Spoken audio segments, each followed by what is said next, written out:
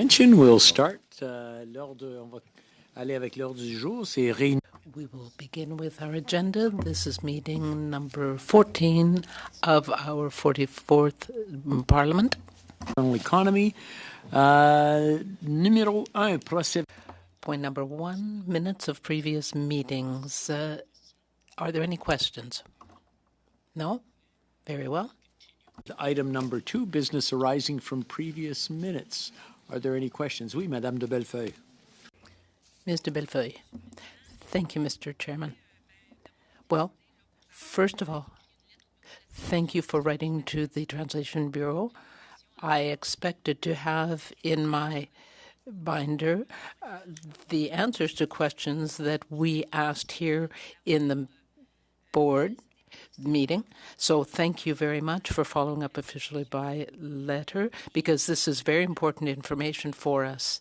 I want to say as well that I'm very pleased that point number 3 on interpretation services was inserted into the meeting, because this is very important given recent events. So thank you for having updated the agenda and included that point. Thank you. Yes, we are here to serve you. Est-ce qu'il y a d'autres? Are there any other comments or On the business arising from previous meetings? No. Now we'll go to item number 3.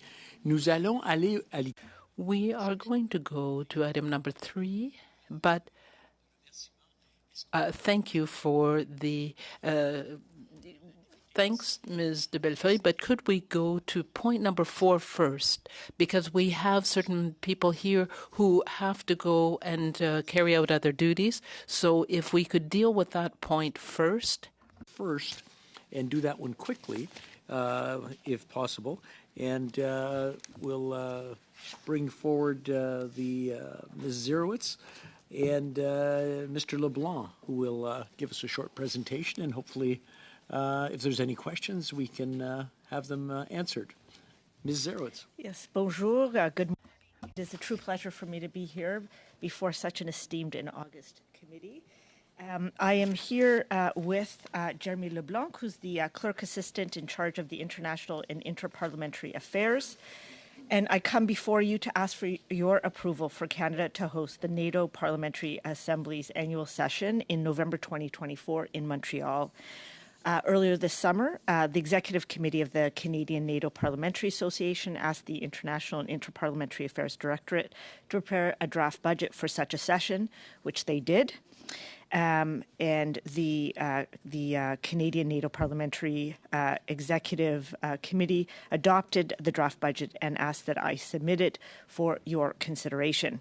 The budget, which all of you should have a copy of, is in line with typical costs and follows the guidelines for annual sessions held in Canada and meets all the requirements of the International Secretariat of the NATO Parliamentary Assembly. It has been prepared to take into account the number of participants, which according to the International Secretariat will be 650. I'll mention a few other things. Canada was specifically asked if it could step up and host the session in November 2024. The reason for that is because of the illegal invasion of Russia in Ukraine. The European countries, the NATO European countries, have a lot of extra things that they have to deal with. They've asked if Canada can step up and host this. It's an important conversation, particularly at the time, in the times that we are at right now, and it also provides an opportunity for Canada to step up and show leadership in hosting this discussion. I also want to mention that I have been before JIC and I've also been before CEBA, and both of them have approved this, both us hosting the session and the budget. And I would now like to open the floor for any questions. Are there any questions? Comments on this presentation? Now we have a recommendation in front of us. Is everyone in favor of the recommendation? Est-ce que tout le monde est d'accord avec? Does everyone support the recommendation? Yes. Thank you, Ms. Zerowitz. Mr. Leblanc. Now we'll move on to item number 3. Est-ce que c'est qui va faire les... Okay. We'll allow the witnesses to come up.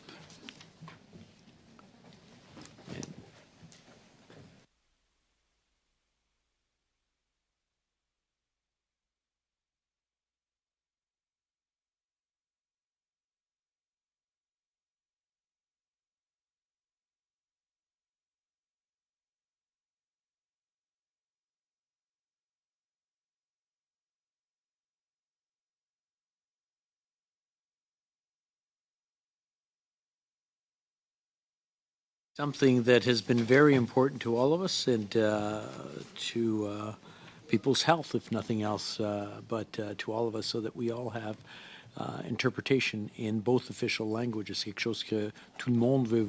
This is something that we all want to have resolved. On commençait avec. We will begin with Mr. Aubé and Mr. McDonald and Mr. Lemay. At the last meeting, there was discussions on the analysis and the reporting that was done on the quality of the in-room systems, both by the NRC and by our team and our experts that are supporting our teams.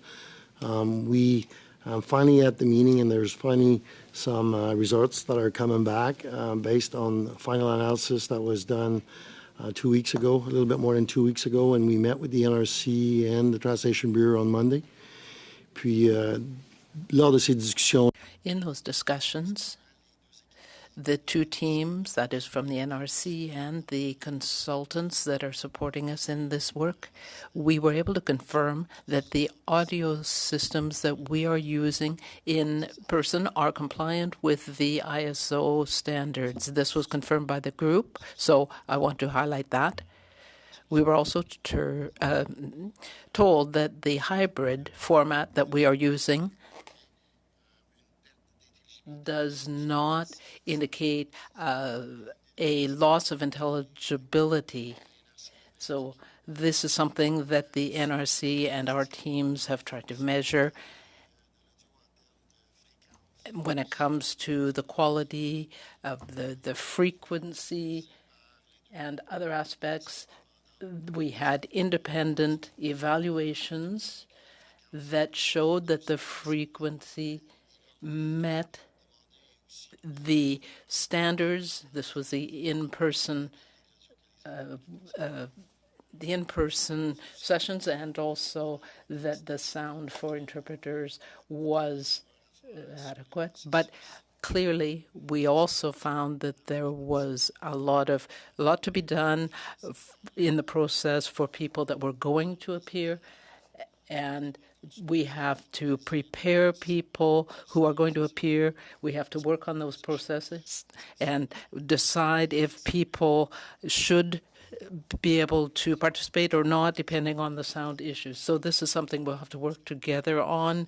This is the issue that we're going to have to keep working on as an organization to make sure that anybody who is appearing virtually has the right equipment and we have the right sound, so that we can make sure that we have good quality audio for everyone. So this is the report that I wanted to provide to you because I was asked to do so.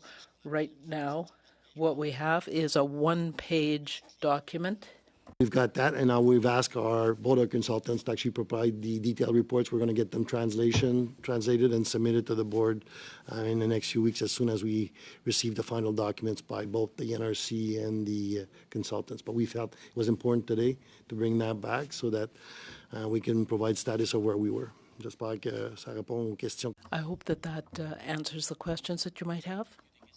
Are there any questions, comments? Well, perhaps not everything is resolved, but I just wanted to know if we could hear from all of the witnesses and then ask the questions, or should we just wait?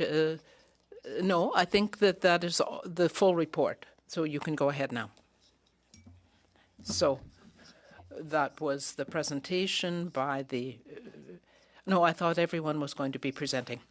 If I may, I have a few questions. Please go ahead. I can tell you that I'm pleased that the scientists from the National Research Council and those hired by the House have agreed to work together to arrive at the results that you mentioned. The two studies, well, the last one that was done, which was provided to the members of the procedure committee. I don't know if you think that we can have access to that report, which was confidential. We would like to have access anyway and feel that we should. So I want to know how we can explain the fact that despite these results, there are still serious incidents, acoustic shock, injuries, and despite all these reports, we keep having these workplace accidents. From what I have read, we have the ISO standard, which the house networks meet, but that the platforms used do not provide adequate sound quality. You said that it is very important to do what we can do and to everything in our power to reduce the accidents that affect interpreters.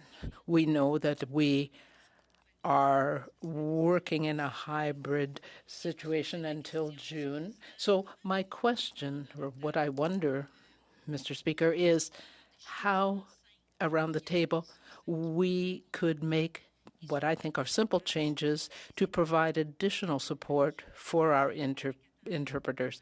I read the documents carefully that were distributed to the PROC committee, and what I found is that there is greater use by parliamentarians, by MPs and committees,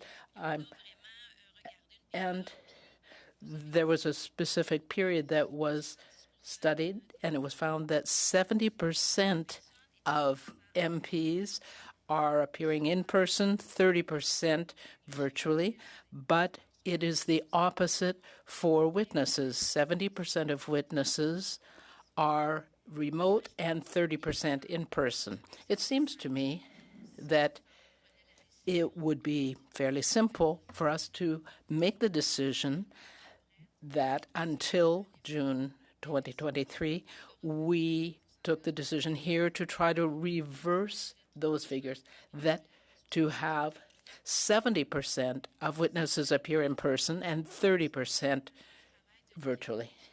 Of course, this would involve working with the clerks who have become used to working with witnesses who are mainly appearing remotely.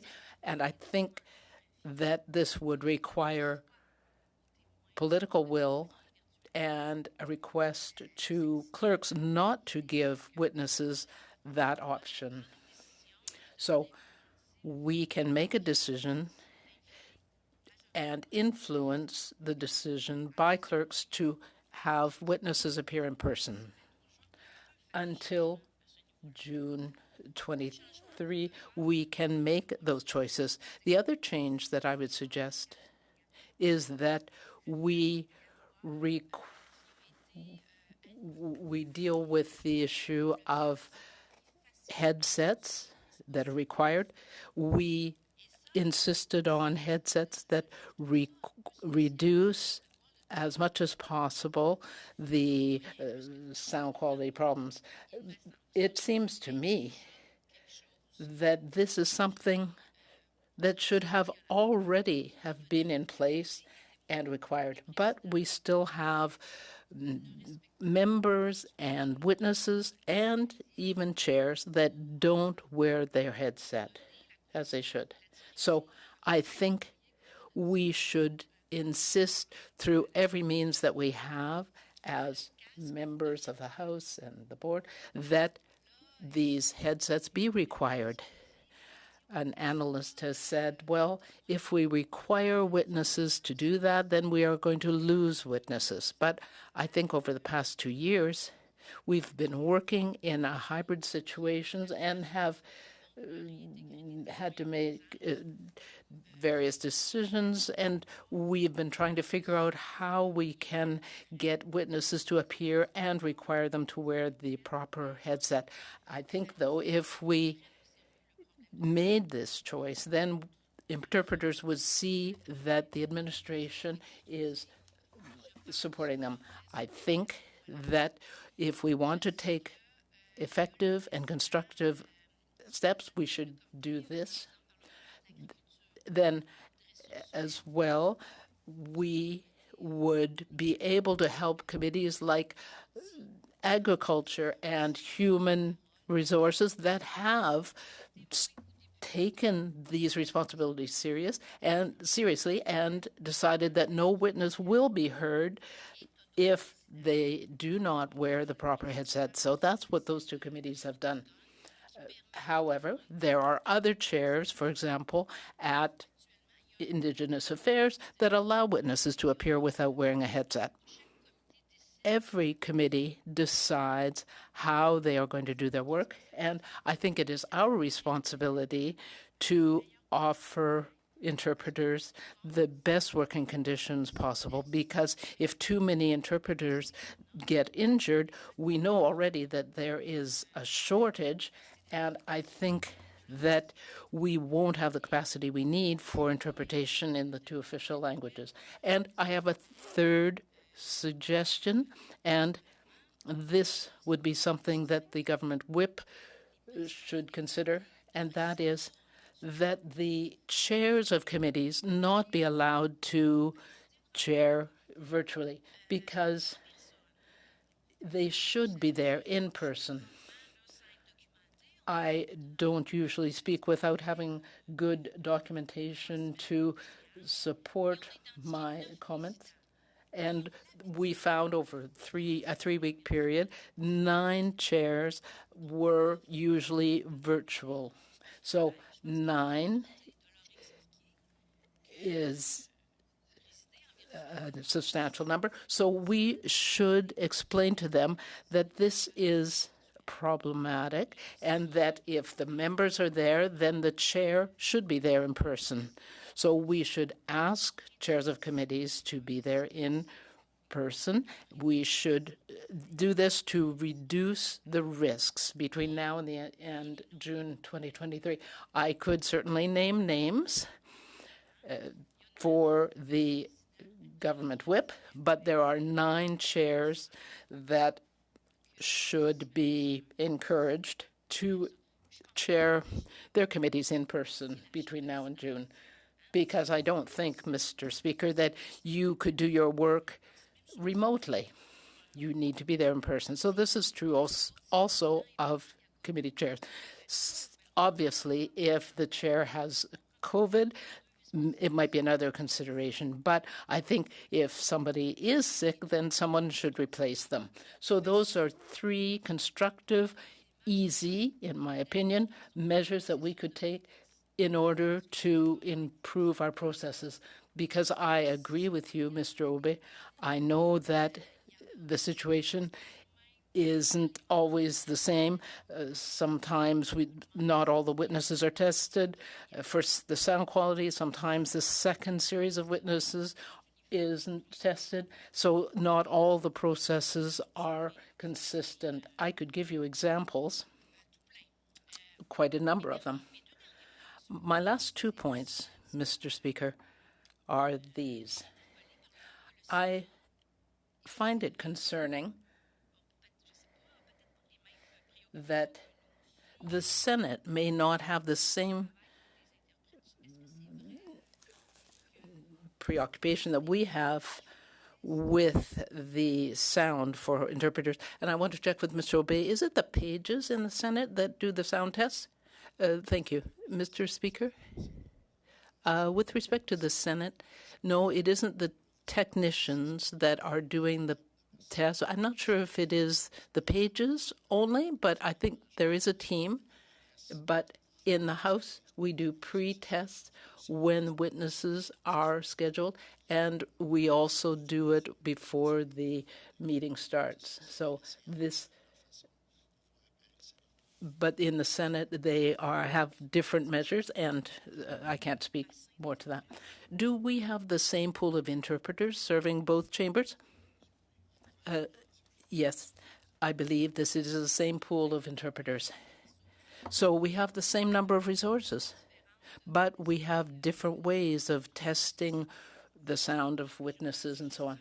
So could I suggest that on behalf of the Board of Internal Economy that we are concerned about the lack of consistency between the processes because we share the same interpreter pool as the Senate.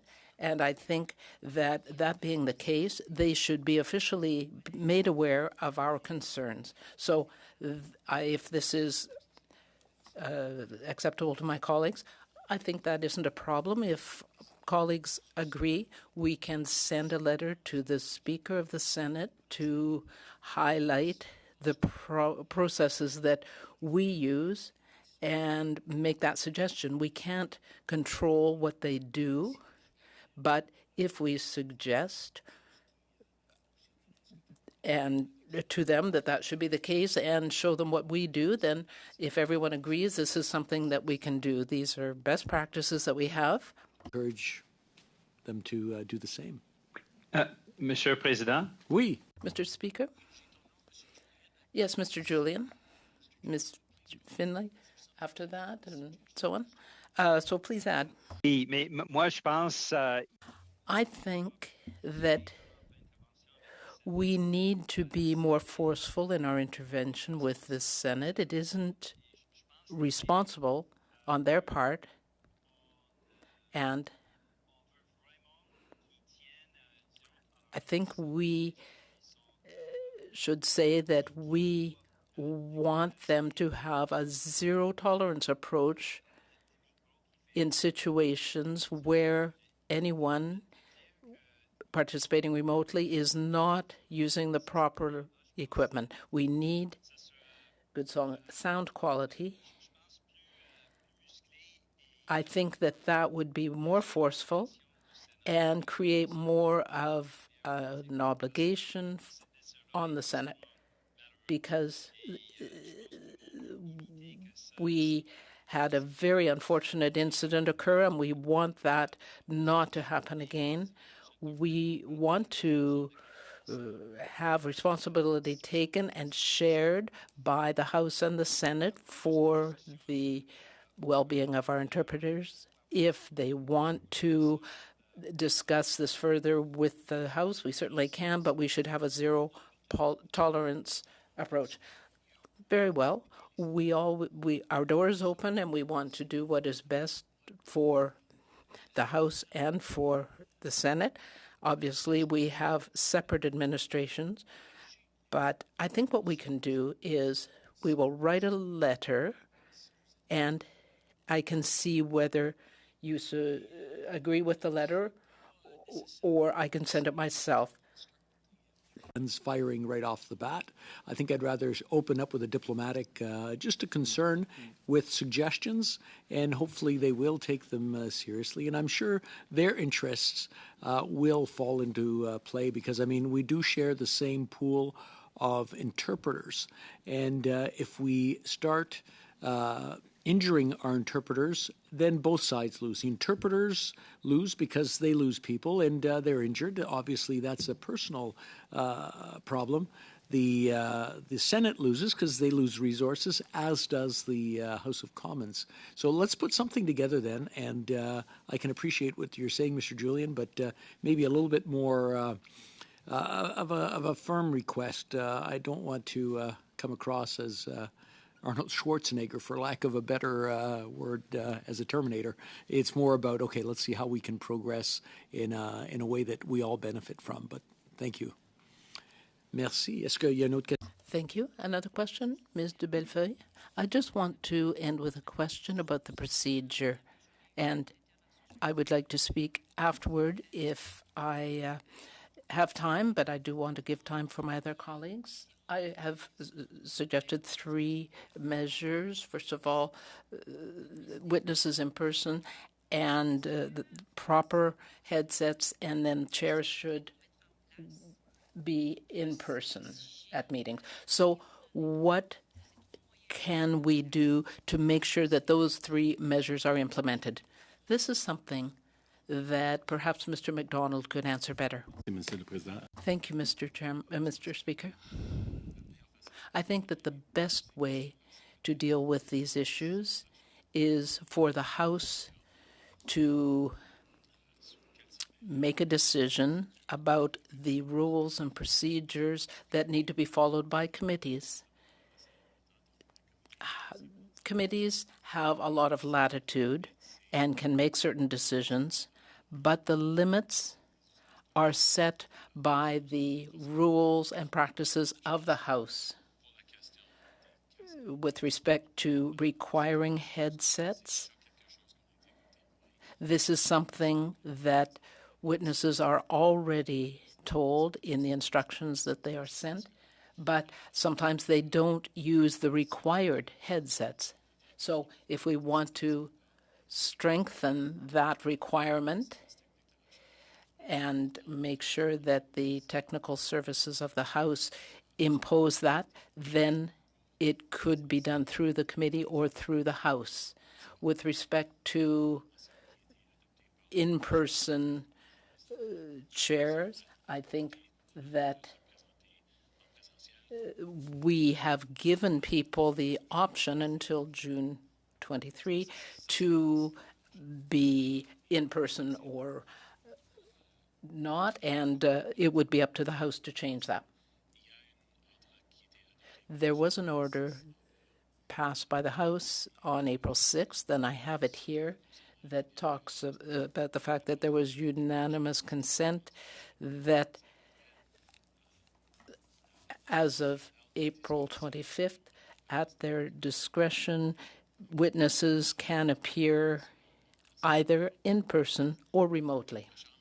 So the House gave witnesses those two options, and so I think that we have that and we have to deal with that. But as you already mentioned, over the past 20 years, we've had witnesses appearing virtually, but we have to present this appropriately. In some circumstances, we have witnesses who cannot travel, who are abroad. So we do want to give that opportunity either through the House or through the committee. Then we can find ways to change that through a motion. Thank you. Very well.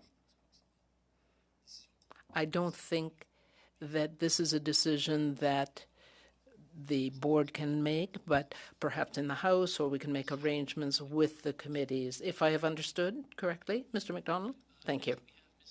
Followed by Mr. Julian. Ms. Finley. Thank you.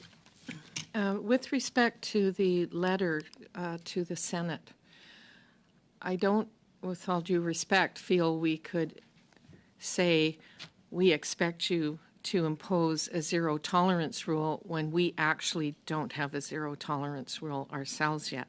We may be moving in that direction. It's clear that our translators and the expertise they provide are a very precious commodity, which we all share, but I would support your approach that you've suggested. But I think also that letter should go to the Prime Minister as chair of the Cabinet Committee, because Cabinet uses the same interpreters. So I think it's something we need to all join in on and be part of trying to do better. With respect to Madame de Belfoy's various suggestions, I would want to say that Conservatives agree that the chairs should not be virtual. It's important for the committee business, and also as chairs when they're trying to deal with both people in person and virtual, etc. Things are happening in the moment with the clerks, etc. They really should not be appearing virtually. And I have been in committees where mostly all the members were present, but the chair was virtual. And I can say that those meetings do not go as smoothly or as orderly or in good time as when the chair is there. So we support the idea of committee chairs being there in person. And if for any reason they can't be, that's why we have designated vice chairs, and someone else can take the chair if they're sick or there's a good reason they can't be there. Also, we also would encourage witnesses to be in person. It's the way we used to do it in the old days, was that most witnesses appeared in person unless there was a reason they could not, and then we made video conferencing available. But it is clear to me that with the precious commodity of our translators, to a certain extent, members of Parliament are preferring their convenience to the health of these workers who are essential to our business. And they've made it very clear, from what I understand, that a lot of the problems they're facing or workplace injuries are because of virtual proceedings. If they're in person, if we're in the room, they have a much easier time of it, and we don't have the same reports of the extent of injuries. So we also would agree that this should be encouraged and somehow go back to perhaps the way we did it before, where it's possible to appear, but not just an open invitation. And we have processes we've used in the past to offset some expenses and things like that. We did it before. I think we can do it again. I also think, along the line of zero tolerance, we need to find a way to have some consistency across committees. The fact, and I understand committees like to see themselves, and they are the authors of their own business. But on this issue, a workplace safety issue, a health issue, that committees operate very differently, that to me does not seem prudent or even reasonable at this stage. And thank you, Mr. MacDonald, for mentioning that as of April 25th, we gave the discretion on appearing, but there must be ways to change that or encourage that it be changed in order to accommodate these workplace safety issues that I don't think were as evident in April as they are today. We have actual injuries, actual hospitalizations, and the like. I do have, along with some comments, a couple of questions. I understand that at the start of the pandemic, when we had to look for virtual options, the Zoom video conference platform was assessed as the best option, at least at that time. And it's been suggested by some that Zoom is not the best option, as it is the Zoom platform itself that has been contributing to the interpretation challenges. Do we routinely review and assess video conference platforms to ensure we're using the one that is most fit for the purpose? Could you Monsieur Aubé would be enlighten best me? to answer that question. Mr. Speaker. So since the beginning of the pandemic, and even after we made the choice of Zoom, Madam Finley, we have been continuously reviewing. So that we have a 5-track continuous improvement program with the Translation Bureau that we've been working over the last few years, and we continue to actually do it. And one of the track is assessing other platforms. And through these assessments, we've looked at different platforms, and it was clear that came out is that, and I think we've mentioned this at this committee, and there's not a standard by which all these platforms adhere to. Okay, there's not a virtual standard for ISO when it comes to ISO platforms for conferencing platforms like we're using. But having said that, I will tell you that we've assessed the majority of them, and when we selected Zoom, we had assessed a multitude of platforms, and we've continued to do that, and we still believe that the platform that we're using is the right choice. And I would just like to correct one part. We don't believe that it's the platform that's causing the issue. We believe it's the users and their environment that they're participating in, and the headphones, the connectivity that they're using, that is causing the issue. It's actually not the platform, because the platform is performing really well, and I would suggest that 95% of the participants that are participating, we don't see any issues with. It's that 5% that's left that we keep bringing back in our dashboards that we need to deal with. Well, I'm glad to hear you're constantly looking at it, reviewing it, so I appreciate that. My understanding is that Proc heard testimony from a Welsh Assembly official who said that their workplace surveys reveal that their interpreters are satisfied and very happy with their working conditions. Do we have a handle on the technological arrangements they have in place, which has led to what appears to be more satisfaction with their systems? Mr. Speaker, at this time, I wouldn't be able to comment, Madam Finley, but I would certainly love to come back to you and make comparisons. But I can tell you that we've worked with the Welsh Assembly through the pandemic at the beginning. I have not been kept up to date as far as what changes that they could have made since then, but we could come back and provide you some feedback as to the differences of what they're using. I'd appreciate that. Next, there was a shortcoming. Do I call you chair or Monsieur le Président or speaker? What do I call you in these meetings, being a newcomer here? Chair is probably the Mr. right Chair? or Okay, yeah. Mr. Speaker, All whichever right. one you're comfortable with, I'll respond to. Thank you. So, Mr. Chair, a shortcoming was identified in the consultant's report we had before us earlier this autumn concerning the headsets used by the interpreters in the booths.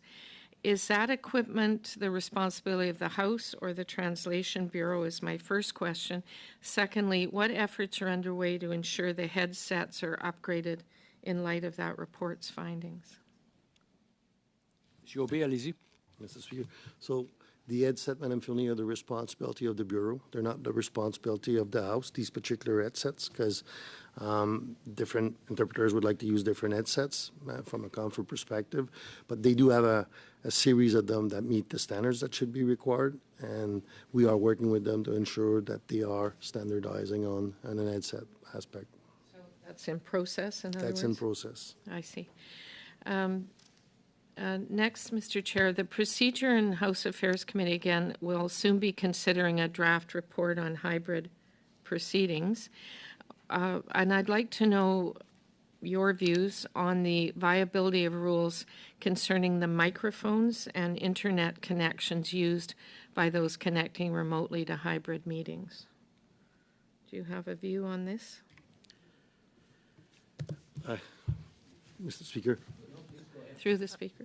through the Speaker, I just want to make sure I understand the question. Are you asking, Madam Finley? Speaker, President, or? So, Madam, it's clear for us that the three main factors that are affecting participants or the quality of the audio when they're participating, it is their microphones, and that's why we're recommending that headset with a particular microphone. It is their connectivity and it is their environment. And we need to test them to ensure that when they are participating, it actually meeting the requirements. So, You want to add to that? If I may, yes. Thank you through you, Mr. Speaker. Mr. Chair, in terms of the rules you were asking, I think your question was also about the rules related Yes. to that. I think that if you're looking at rules such as standing orders or other rules, they need to be flexible so that they can adapt to whatever new standards emerge as new testing takes place. And also there are different types of microphones. Like we have certain witnesses who will appear who can't wear a headset with both earpieces on, for example, or can't use an earpiece at all, so they end up using a desk microphone. So there would need to be some flexibility in terms of thinking about possible rules around microphones and headsets. They would all be House of Commons important that they be House of Commons approved to make sure that they meet the standards so that we don't have a return of audio quality concerns. But at the same time, the wording would have to be a little bit flexible around that, I would suggest. Thank you. And lastly, Mr. President, I think we're all frustrated with a lack of resources, especially translation resources. This is leading to changes in schedule quite often, in fact, weekly, if not daily sometimes. And the government has taken upon itself to cancel committee meetings unilaterally of late, especially, it seems, where conservative private members' bills are on the agenda. So we're hoping that we can return to greater consultation and cooperation on which committees should be canceled for whatever the business is at hand. And we'd like to see, like I said, some better cooperation on that. Thank you. I'll leave that to the House leaders to work out amongst themselves. Mr. Julian, I still have your name down on my list, but I don't see your hand up. Did you want to ask some questions as well? Or make some... Oui, s'il vous plaît, merci. If I may, thank you very much, Mr. Chair. First of all, a question for Mr. Aubé. I would like to have confirmation about the 70% proportion of witnesses appearing virtually? That's my first question. My second is regarding the assessment of sound quality. Can you tell us what percentage of people who don't meet the ISO standards in terms of their sound? Just, Mr. President, Through you, Mr. Chair. Regarding the percentage, I am just checking the information with Mr. McDonald, and I will be able to give you the exact figure in just a moment. Now, regarding the ISO standards, are you talking about for users? I just want to understand properly. Right now, for users, we don't measure that in terms of the ISO standards. It's the systems that distribute the audio that are dealt with in terms of those standards. So we're not measuring the quality of the sound. It's just a matter of whether people have the required headset or not. But we don't measure the number of witnesses that don't meet the ISO standards. No, we don't measure that in terms of the ISO standards, but all witnesses appearing virtually have to be tested. So the technicians schedule those sound tests before they appear. And so the mics, their equipment, and the environment has to be adequate. As was already mentioned, there's a small percentage of people that take part in a meeting with sound quality that is less than what it should be. We do include the interpreters in the sound tests. We used to ask quite a number of people, including the interpreters, but we changed our procedure because we didn't want to risk the health of our interpreters by doing those tests and including them. But we do the test for the intelligibility during the meeting. Mr. Julian, thank you. If we come back to the zero tolerance question, I'm in New Westminster right now, and right now I'm a kilometer away from Scott Paper. They do tests to make sure that people aren't injured by making them wear safety equipment to be visible and safe, and so on. So I think that we should take the same approach. We should require witnesses to use the required headset. Otherwise, they will not be able to participate.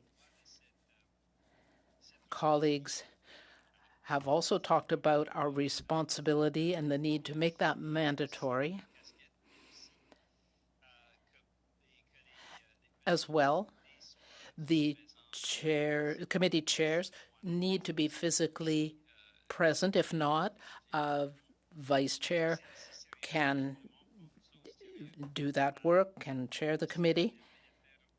The Senate should also take this matter seriously.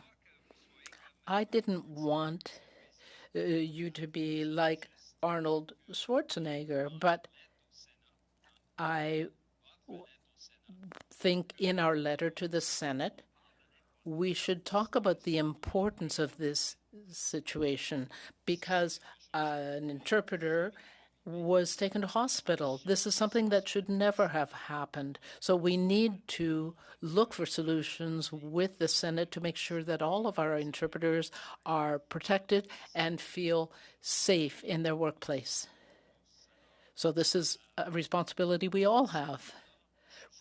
Regarding the letter, I think that we need to highlight the importance of the issue and call on the Senate to take measures so that this doesn't happen again. I think that on behalf of our committee, this has to be very clear. We need to avoid workplace accidents and make sure that witnesses who do not wear the required headset do not have the right to appear. Those are my comments for now. Thank you. Mr. Aubé, you have a comment or an answer? I just have something to reply to Mr. Julian. So we had 70% of witnesses virtual. Mr. McKinnon, thank you. And thank you to our colleagues. My comments will be very short, but I want to thank Mr. Aubé, Mr. MacDonald, and Mr. Lemoine for their work in difficult conditions. Your work is always appreciated. Mr. Chairman, you sent this letter to the Translation Bureau, and at our last meeting, we heard that, or at least it was implied, that we would have additional resources. And I think, or now I see that you are asking for clarification in writing. I would like to know whether you've had an answer or any discussion since you sent your letter. We have not yet had an answer to our questions. I know personally Mr. Ball and his colleagues were also very clear about this. On behalf of the Translation Bureau, they were quite clear about the resources that were available. And when we looked into adding additional resources, we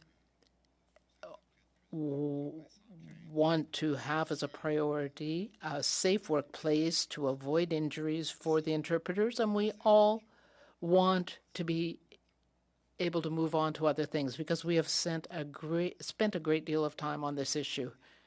A great deal of time. I'm not qualified to analyze the NRC reports on sound quality, but I accept the explanation of Mr. Aubé on that. I have no doubt at all that we have done a great deal to create the best working conditions possible for our interpreters, despite the challenges of a virtual parliament and the other measures that we have adopted. But I strongly hope that we can move quickly on to other things without hindering the work of the Parliament of Canada with this issue, because it's starting to be difficult to accept. We have called on our partners at the Translation Bureau for answers and for additional resources, and I think that those answers are slow in being provided. I would say to you, Mr. Chairman, and to everyone listening, that yes, we want a safe, good quality workplace, but we do need the resources adequate to the needs of the House. I know there are no easy answers, but this is a very valid issue, but we have to resolve it. Now, Madame de Bellefeuille. Thank you, Mr. Chairman. I will be brief, but I just want to conclude, perhaps, on this point. I want to come back or ask a question to Mr. Aubé. I know that there are tests 2 or 3 days ahead when possible, but the key, as you say, is the connectivity, the headset, and the circumstances on that particular day, the environment. So I think that efforts have to be made ahead to eliminate certain situations and witnesses, but there are problems the day of the meeting, and especially when we have a second panel of witnesses that are not tested. So I think we need to make sure that there is a uniform, consistent approach in all witnesses, all committees for the two panels of witnesses. What I want to come to, and I'm alluding now back to what my colleague, the government whip, said, is regards the short, medium, and long-term capacity of our interpreters, because we know that there are going to be retirements. We want to know with the Translation Bureau what the future holds. We have 57 events in a given day, and as soon as the House extends its hours, then we have to cut committees, and I find that absurd. Right now, we are in a hybrid situation until June 2023. I don't know what will happen after that, but we can't continue to cut committee meetings because we lack resources. So we're told that this is a problem across the country. I would like to know how many events we would need to have a situation where if the House is till midnight, we don't have to reduce the number of committee meetings. Right now, even if resources have been added, we still are losing meetings. So this is part of the problem with the hybrid resources. Thank you. Mr. Aubé, would you like to address the question? Mr. MacDonald? Yes. Thank you, Mr. Chairman. This is certainly something that is an issue for us as well, because we spend a great deal of time managing this problem of capacity. We're always communicating with the whips, and when something changes within a week or a day, then we have to communicate the adjustments that are going to be necessary. This is something we are working closely with, along with all of our partners, on a day-to-day basis. But in the longer term, we need to know for January, what will the capacity be, and to look at when the situation will change to a situation more like what we had before, so that we don't have cancellations if the House sits late or if a committee goes over time. Right now, we are looking at those issues the best we can, but we want to look ahead over the next few weeks and into January and beyond. I don't know if Stéphane has something to add. You're right, Ms. de Bellefeuille. We are always dealing with that with the Translation Bureau. We know there is limited capacity. We all want to increase that capacity. We are going to have to work, all of us, to increase that. We've got the Translation Bureau. We have talked about the possibility of having the House recruit interpreters directly, but we are trying to get the most we can from the Translation Bureau. I was told that it takes a great number of interpreters for our events. So how many would it take We need a model that allows for the House to sit until midnight and to have enough interpreters to deal with other events. I would like to know what number that would be. Yes, I will take note of that, and we will look at what that number is. Thank you. We need to look at what the gap is between what we have, what we need, what means the Translation Bureau is taking to bridge that gap.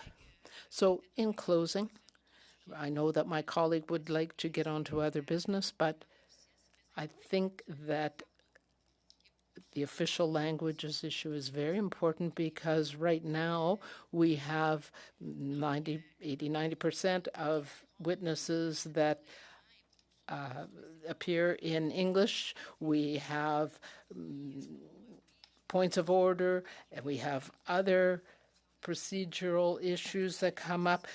We need to insist on having service in both official languages, and this is a priority. We need to make sure that we have optimal conditions so that we have good service in both official languages and safety for our interpreters. Thank you. Ms. Finley. Just quickly, Mr. Chair, when we're looking at capacity, I think we also have to recognize that right now, although we see ourselves as operating bilingually, we have virtually no interpretation services for any ad hoc meetings. So parliamentary associations or stakeholder meetings or anything where we want the full participation of all members of parliament, those resources simply aren't available at all because we're already having to cancel committee meetings because of limited resources. So this has certainly come up in our meetings that it's limiting our ability to work bilingually on all the things that members of parliament do within our world here and in our dialogue. Thanks. Very good. Are there any other questions? Est-ce qu'il y a d'autres questions, commentaires? Are there any other questions or comments? Alors nous allons continuer. Thank you. We will move now to point number 5. Oh, excuse. I'm sorry. I just want to make sure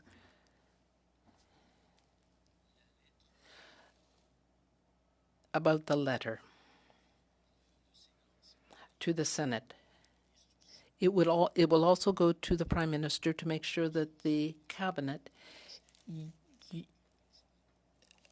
aligns itself with our best practices. Letter will go out to Senate as well as the Prime Minister's office to make sure that everyone, both Cabinet and Senate, are aware of our best practices and hopefully stick by them. Very good. Now we'll go on to item number 5. It's the Joint Interparliamentary Council Report, Parliamentary Association Activities and Expenditures for 2021-2022. We have Mr. Leblanc coming forward, and Mr. Leblanc, the floor is all yours. Thank you very much, Mr. Speaker. This is the annual report on the activities and expenditures of parliamentary associations that the JIC forwards to the internal economy committees of both houses each year. Since there was a moratorium on travel that only expired on the 1st of April, there was a limited number of expenditures, as you might expect, largely the international contributions that Parliament makes to belong to multilateral associations. The rest of the envelope was unspent. There were also limited activities in terms of what associations were able to do for some of the reasons you've just been discussing, but there were a number of virtual activities held by associations that are part of multilateral associations, puisque ces associations pouvaient... Those associations could count on the technical resources needed. If you have any questions about the report, I will be pleased to answer them, but essentially this is a statistical report by the associations during the last fiscal year. Are there any questions or comments on the report? Report to Ms. Finley. It's really a question, Mr. Chair. Can you confirm that the funding envelope for interparliamentary associations is approved as part of our annual budget process? In other words, will it be part of our discussions later this autumn when we're considering the 2023 budget? Yeah, so the envelope is approved as part of the main estimates process each year, you're correct. And as with all activities for international and interparliamentary affairs, it's funded on a formula of 70-30. So 70% of the budget would come from the House of Commons, 30% from the Senate. So it's approved through the main estimates process of both houses. Well, as a follow-up, Mr. Chair, then can the board impose conditions or caveats on these budget envelopes? What sort of conditions? Well, if, for instance, we felt that there would be a reason to review or limit certain resources available to certain associations, is that actually something we can do, or has that arisen?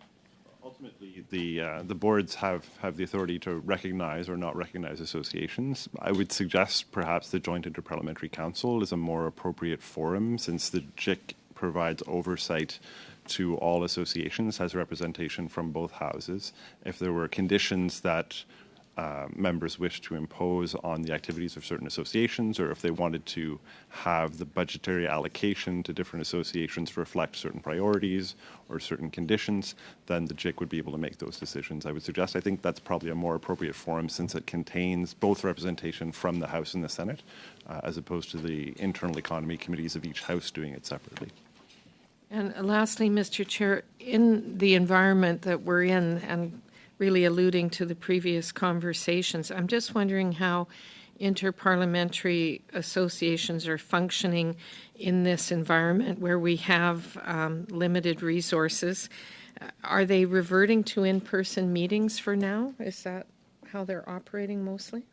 So I would say the capacity challenges are particularly felt for meetings of executive committees or meetings that occur within the parliamentary precinct. In terms of resuming travel to conferences overseas or bilateral visits to other countries, they're able to do that because they're not limited by the need for interpretation resources. But for example, a briefing that occurs before such a trip is difficult for us to organize because it's difficult to access the resources we would need. In some cases, we've had to offer two separate briefings, one in English and one in French, because we can't have interpretation resources. Executive committees are finding it quite challenging to be able to meet during weeks when the House is sitting, so by and large, they've been relegated to meeting during recess weeks, which means the meetings are virtual. Members are in their ridings during those weeks by and large. So yes, there has been a challenge for associations to access resources to be able to function at the same level they did pre-pandemic. I appreciate those answers. Thank you. Okay, very good. Any other comments or questions? Questions, commentaires? Very good. Mr. LeBlanc, if you want to stay, we now have item number 6. I'm sorry. The other Mr. Blanc. Yes, I'm sorry. My mistake. I was going to say Mr. J. LeBlanc, but that wouldn't help much either. Mr. LeBlanc, please. Merci beaucoup, Monsieur le Président. Thank you very much, Mr. Chair. I am making a submission today on behalf of the Parliamentary Internship Program. This is a nonpartisan program that was founded over 50 years ago as a result of a motion passed unanimously by the House of Commons. It offers 10 recent graduates the opportunity to work with government and opposition MPs, to participate in study programs, and conducts research on parliamentary issues. The service of the interns have always been highly valued by the MPs. The program is administered by the Canadian Political Science Association, which is the employer of interns, and is funded entirely by sponsors. The Speaker of the House of Commons is the honorary sponsor of the program. The House of Commons provides 50% of the time an administrative assistant to support the program and facilitates access to meeting rooms and some training and translation services. Unlike similar programs in provincial legislators, the House does not provide any direct funding to the program. First, they note that the stipend paid to the interns has fallen well below that offered by comparable internship programs. While the PIP has secured increased contributions from its sponsors, allowing the stipend to increase to $29,000 this year, They feel it unlikely that existing sponsors could support further increases needed to match similar initiatives. Increasing the number of sponsors would also prove challenging, as the PIP already manages relations with over 45 sponsors and partners. Also, it's hoped that an increase in the amount of the stipend can help improve the diversity of the program by attracting candidates from underrepresented communities who may face financial barriers due to the relatively low value of the stipend. The CPSA notes that all other legislative internship programs in Canada receive the majority, if not the totality, of their funding from the host legislature. They're asking the House to consider a similar approach by committing to fund a portion of the intern's total compensation. Different options are presented in the submission. For example, the House could agree to finance the gap between the existing stipend and the proposed amount, or could agree to finance a certain percentage of the stipend. If the Board agrees, it is proposed that this support would begin next fiscal year and be reviewed again after 5 years. La deuxième demande concerne le nombre de stagiaires. The second request regards the number of interns. When the program was founded in 1969, there were 264 members, whereas today there are 338. There is a great demand for the service of interns, and a slight increase in the number would allow more members to benefit from it. It would also provide more opportunities for youth to participate, including those from underrepresented communities. For the same reasons already discussed, it seems unlikely that additional interns could be funded through existing sponsors. If the BOIE agrees to increase the number of interns, CPHA would ask the BOIE to provide funding for the salaries of additional interns, as well as various costs associated with their studies. At present, host MPs are responsible for providing IT devices to their interns out of their own allotment. The CPSA has asked if the House would consider providing a secure laptop device to each intern during their participation in the program. This would also facilitate the ability of interns to work remotely if required, something that has become much more commonplace since the pandemic. I would be happy to answer your questions. Thank you. Very good. Est-ce qu'il y a des questions Are there questions? on item number 6? Do we have a consensus on going ahead with all 3 items? No, I believe we have a question. Ms. Sohoda, please. I was wondering if, first, I guess what I am clear on, I'll talk about that, and the increase for the number of interns. I think we should go ahead and increase the number by 2 additional interns, and then the IT equipment. I think that goes without saying that IT equipment should be provided, given today's the way we are doing so much virtually, that they should have access to the IT equipment needed, and I don't think the cost would be too high on that. I believe the House of Commons has in its possession quite a lot of equipment as is that could provide it to the interns.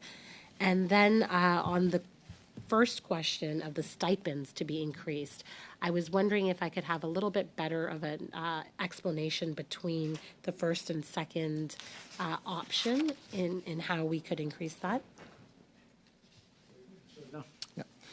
So the options that are proposed in the submission, the current stipend is $29,000 per year. The internship program is hoping to increase it to $35,000 per year. And so the first option that's presented would be for the House just to pay the difference between the existing stipend and the proposed amount. The options that are listed in point 2, there are 3 different percentages where if the House were to agree to provide, for example, and these are percentages suggested by the CPSA, either 25% of that 35,000, 30% of that 25,000, or 33% of that 35,000. So those are what those numbers mean. Sounds like number 1 is the simple option to go with. It's fairly straightforward, yes. How does everyone feel about that? Julian, followed by Ms. Finley. Mr. Julian. Thank you, Mr. Chair. I just wanted to understand if we're talking about thresholds for the House of Commons providing support. I completely agree with the increase in the stipend. What does it mean if we take a lower percentage as opposed to a higher percentage? How is that difference made up?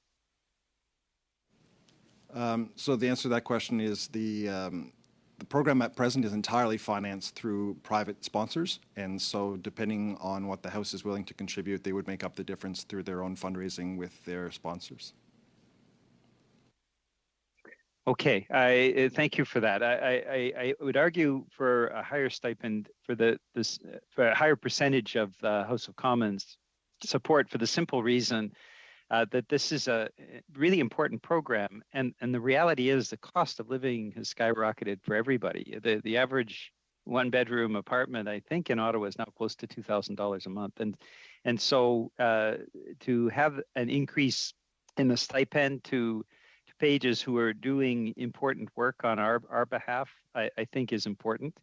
And it would also make sense to ensure that the program is actually able to do that. The House of Commons contribute that higher percentage to ensure the stability of the program. They do terrific work, and their work is even more important now. And so I support the recommendations and think we should bring them forward. Now we'll go on to Ms. Finley. Ms. Finley. Thank you, Mr. Chair. I have a question. Are there any concerns that the association's usual sponsors, I think you said there's over 45, which is excellent, but is there any concern that those usual sponsors and partners might reduce their contributions if the House starts funding some of the program's budget? That concern hasn't been expressed to me by the CPSA. The CPSA has indicated perhaps one of their main reasons for requesting funding from the House is the management of those relationships with sponsors have been rather unpredictable. So every year they lose a few sponsors, they gain a few sponsors, and they're constantly trying to build up sufficient support to provide the reliable budget that they need. They have not suppressed, I suppose it is possible, but it's not something they've expressed. Thank you. And I tend to go more towards topping up to what is being asked for as opposed to a percentage. And the reason I say that is if we end up on a fixed percentage, then it seems to me that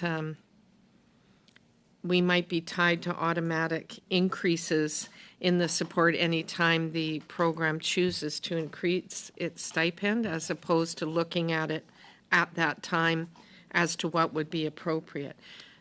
So I'm more in favor of the idea of contributing up to the suggested amount. Good. Ms. Zahota. It looks like we're building consensus around this. My question is a little bit offside. I just wanted to know, in terms of the 45 sponsors, is that ever made transparent as to who the sponsors are for the PIP program? Because I know there's been a lot of there's been findings of the ethics commissioner regarding what types of groups can present interns, or what interns you can take from which associations, and the declarations that have to be made accordingly. So I'm just wondering, with 45 different sponsors, how are we to know who is sponsoring these interns? I believe the list of sponsors is on the Parliamentary Internship Program's website, and so they are transparent about who is sponsoring the events. I recognize the concern raised by the Ethics Commissioner was also a concern that the CPSA was troubled by, because the program, while funded through private sponsors, is a program that is that was created at the request of the House and is administered by the CPSA at the request of the House, and it's an official nonpartisan program. So there was perhaps some concern expressed that that program be treated differently than other internship programs which are sponsored by perhaps more specific groups. According to my understanding, the Ethics Commissioner hasn't really come out and made a decision one way or the other on that, right? I'm not an expert in that matter. My understanding was the Ethics Commissioner expressed some concern around the idea that the services of an intern could be seen as free labor, essentially as a gift that could be used to influence members of Parliament. But the the CPSA's position is that the program is a nonpartisan one. It's not built to advance any particular interest, especially not those of the sponsors, that it's something the House asked to be created. I believe our legal counsel has a comment to make on the ethics as well. If I may, there was a advisory opinion issued 2018 by the Ethics Commissioner. The issue was looked at by this Board of Internal Economy, and PROC has also studied the matter and made recommendation for amendments to the code, and the report is now before the House. After the BOIE had looked at the issue, there was a letter that was written by the then law clerk to express the fact that since the program was established by a motion of the House, in our view, it was not putting the members in conflict of interest, provided that it was sponsored by the program, and there was no decision or inquiry report made on this basis, on this matter. And that at PROC we've put forward that recommendation. I'm just wondering, you know, where that will end up landing and what the result will be. But thank you for explaining to me your understanding of the 2018 advisory opinion. New interns. Very good. Are there any other questions or comments? Questions, commentaires? Questions or comments? Seems to be a little bit of there seems to be a consensus around the amount, the increase in pay. That's good. And the other one is additional, 2 additional interns, as well as the IT equipment. So is that fair to say that we have consensus on that? Very good. Perfect. Thank you, Mr. LeBlanc. Now we'll bring on Mr. Jeremy LeBlanc for item number 7.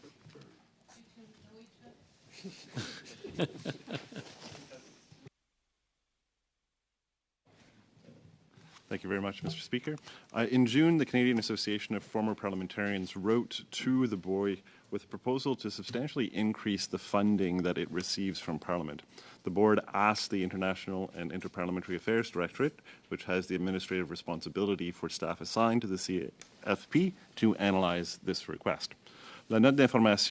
Your briefing note shows the support offered presently to the Canadian Association for Former Parliamentarians, that is 2 logistics officers shared with the Parliamentarian Spouses Association and that work for the CFP primarily, a budget of $28,774.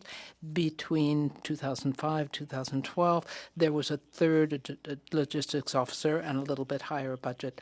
As for all expenses under the AII, the IIA, the funds are shared between the House and Senate using the 70-30 formula. Moreover, Parliament provided office equipment and rooms.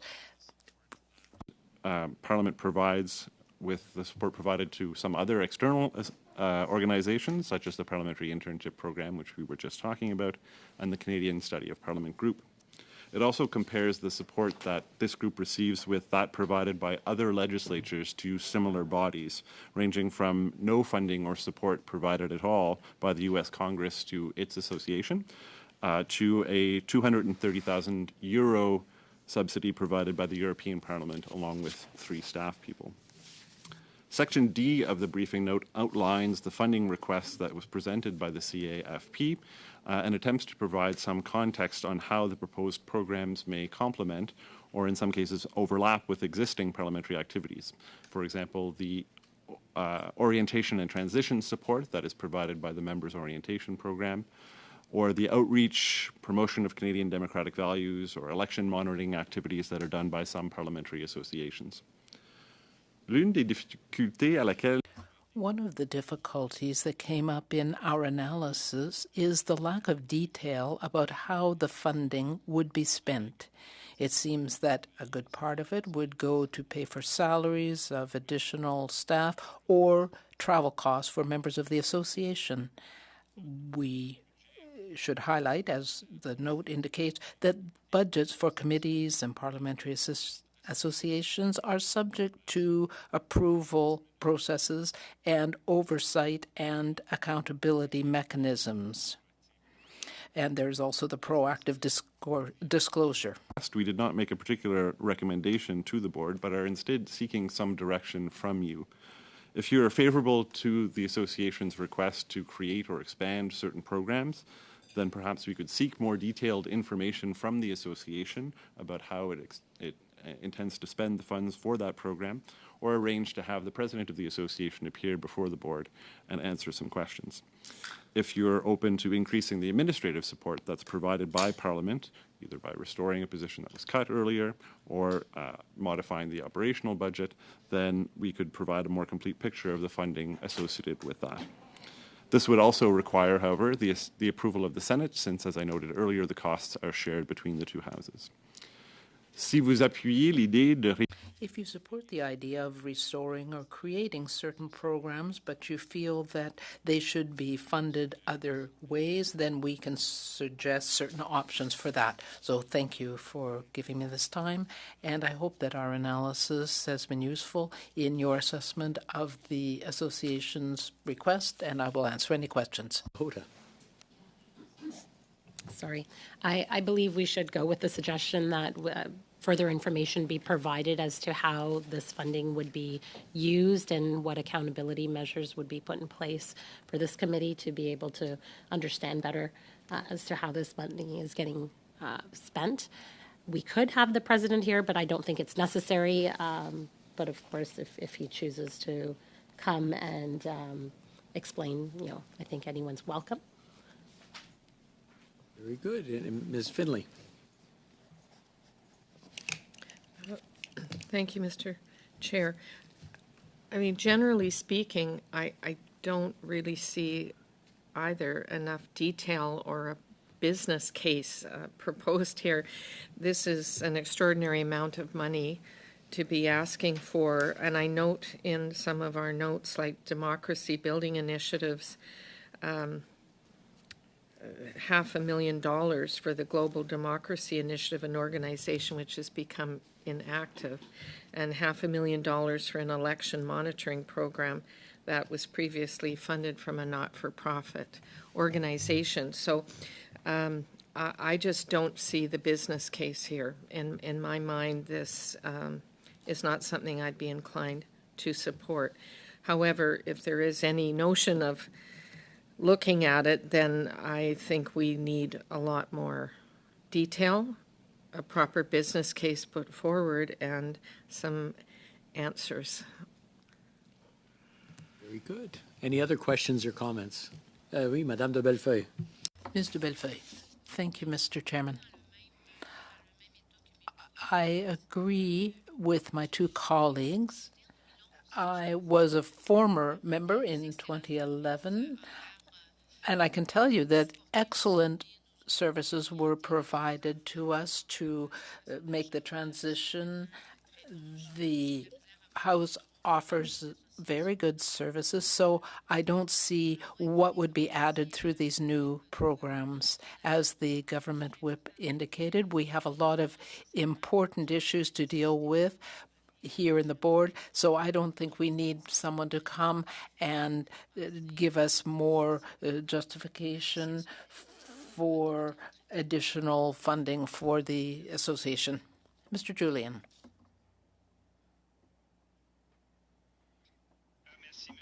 Thank you, Mr. Chairman. I think that we can't make a decision on this request today because we don't have enough information. But they could come back with more detail at a subsequent meeting in a few months. I think that we should tell them simply that we didn't have enough detail, that there were questions about programs that already exist or that don't exist yet. I think they can do the work and perhaps come back to us, of course. But we need to know why before we make a decision. Mr. McKinnon.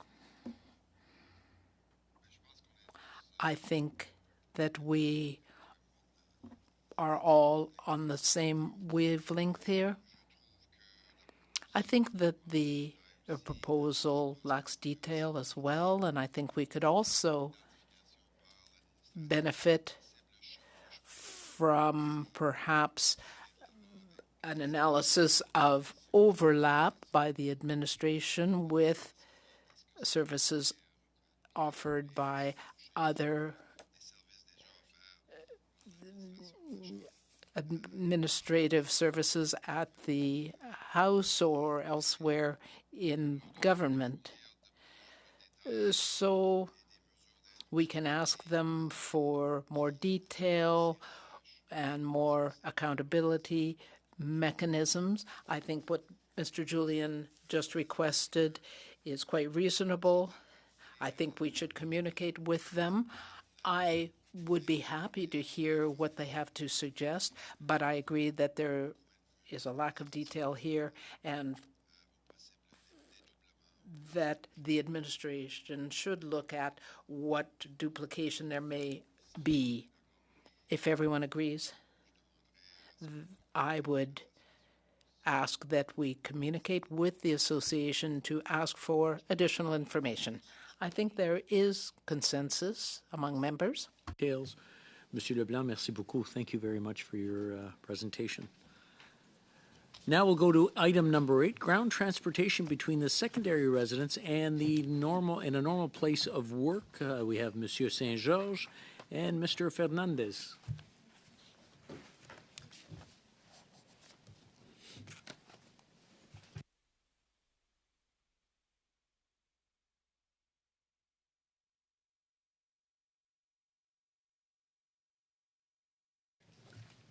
Merci, Monsieur le Président. Thank you, Mr. Chairman. I'm speaking today to seek the board's approval for updating certain provisions of our policies on travel by members when they are on official business. The first point deals with expenses for transportation between the secondary residence, which might be a hotel or a purchased or leased residence, and the normal place of work. Under the policy, members on official business are personally responsible for these costs. The administration recommends that the costs for members for travel between their secondary residence and their normal place of work be included in their office budget. Members with greater flexibility when choosing their secondary residence further away from their parliamentary precinct when lodging could be more cost-effective. The second item of the submission relates to car rentals within the National Capital Region. These also are currently not an allowable expense under the policy. The administration is recommending that when members are in travel status and their eligible employees are more than 100 kilometers from their normal place of work, car rentals costs are charged to the member's office budget. The proposed changes would standardize the policy, which currently allows the reimbursement of other living expenses when members are in travel status. As the expenses would be charged to the existing member's office budget, no additional funding is required. Thank you very much, Mr. President, and I'd welcome any questions the board may have. Are there any questions or comments? Questions, commentaires? Questions or comments? J'en vois pas. Est-ce que I don't see any. Everyone is in agreement? Yes? Very well. Very good. Now we're going to break. We're going to go in camera. Nous allons aller à huis clos. We are going to go in camera. It will take 2 or 3 minutes, and we will suspend during that time.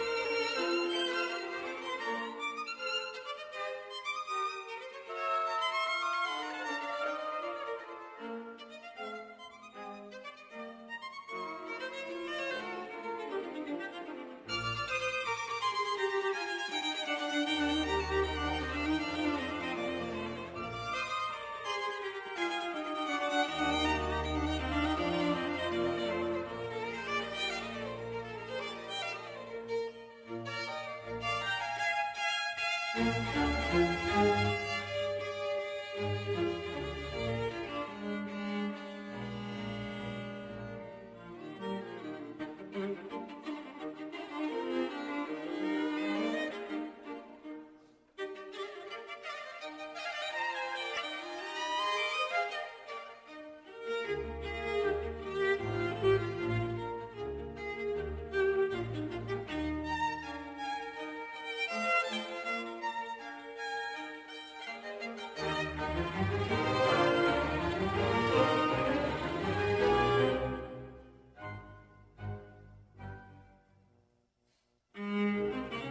you.